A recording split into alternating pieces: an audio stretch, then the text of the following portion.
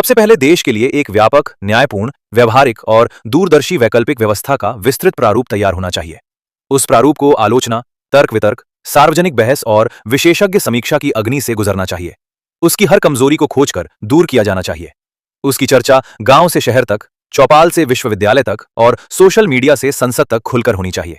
जब जनता स्वयं ये महसूस करने लगे कि ये प्रस्ताव बेहतर है, जब जनमत स्वाभाविक रूप से उसके पक्ष में खड़ा हो जाए, जब लोग उसमें अपने और अपने बच्चों के बेहतर भविष्य की झलक देखने लगें, तब उसे सरकार के सामने रखा जाना चाहिए। यदि सरकार स्वयं उसे स्वीकार कर लागू करती है, तो ये देश के लिए सबसे उत्तम स्थिति होगी।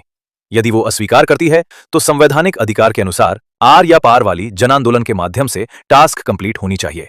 यदि एक न्यायपूर्ण, जवाबदेह, पारदर्शी और नागरिक केंद्रित व्यवस्था स्थापित की जाए, तो यही देश अगले 10 वर्षों में विश्व की सबसे स्थिर, सबसे उत्पादक और सबसे शक्तिशाली आर्थिक शक्तियों में स्थान प्राप्त कर सकता है।